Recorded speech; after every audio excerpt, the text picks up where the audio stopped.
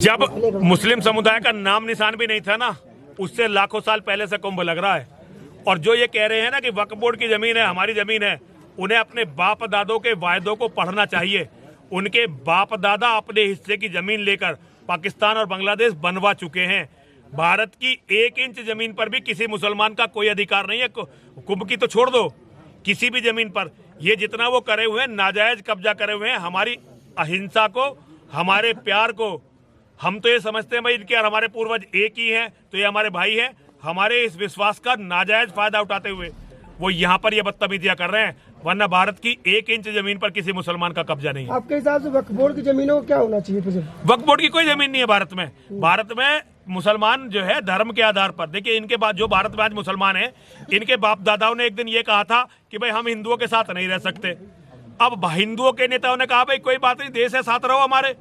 तो इन्होंने लाखों करोड़ों हिंदुओं का कत्ल किया था जब अपना पाकिस्तान और बांग्लादेश बनाया था।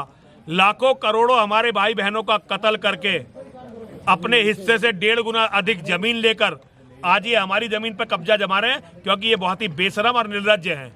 इनका कुंभ मेले में प्रवेश क्यों वर्जित किया गया? देखिए, मुसलमानों का तो हर जगह प्रवेश वर्जित होना चाहिए। कानपुर में जो हिंदू कॉलोनी है उनमें प्रवेश वर्जित होना चाहिए। मुसलमान तो जहां जाएगा वहां गंदगी करेगा। अब अमेरिका में और यूरोप में इनका प्रवेश वर्जित होने वाला है। फ्रांस से बहुत ज्यादा मुसलमान निकाले जा रहे हैं। देखिए, धर्माचार्यों के अंदर डर था, कहीं भी ये डायनामाइट बांध के कहीं भी फट सकते हैं, ट्रकों के द्वारा किसी को भी कुचल सकते हैं, जो पूरी दुनिया में कर रहे हैं। कोई भी दूसरा समुदाय जब हंसकर अपना त्योहार मनाता है, इन्हें बहुत बुरा लगता है। आज कुंभ में लाखों पुलिस वाले खड़े हुए, इनके डर से तो खड़े हुए हैं। अगर ये ना होते तो कुंभ में इतनी व्यवस्था की जरूरत क्या होती, इतनी सुरक्षा व्यवस्था की जरूरत क्या होती। और हमारी अखाड़ा परिषद के माननीय अध्यक्ष रविंद्रपुरी जी महाराज ने और हरिगिरी जी महाराज ने, जो महामंत्री हैं, उन्होंने सारी परिस्थितियों को देखकर ये निर्णय लिया था कि कुंभ में जो है मुख्य मुसलमान नहीं आना चाहिए।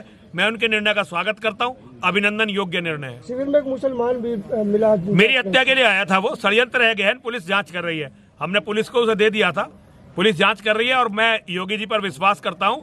योगी जी ने पहले भी हमारे मंदिर में एक बार हम पर आक्रमण करने की कोशिश हुई थी, तो पूरे गिरोह का पर्दाफाश करवाया था।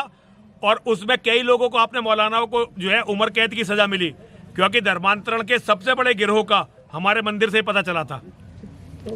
10वी 12वी आणि पदवीनंतर आता पुढे काय? वैद्यकीय क्षेत्रातील करिअर घडवणारे, 100% रोजगार आणि व्यवसाय मिळवून देणारे पॅरामेडिकल कोर्सेस प्रवेश निश्चित करा। पॅरामेडिकल क्षेत्रातील कौशल्यपूर्ण प्रशिक्षण आणि दर्जेदार शिक्षण देणारे नामांकित विश्वास इन्स्टिट्यूट ऑफ पॅरामेडिकल सायन्स मध्ये प्रवेश घ्या। शाखा हडपसर, पिंपरी, बालाजीनगर, वाघोली।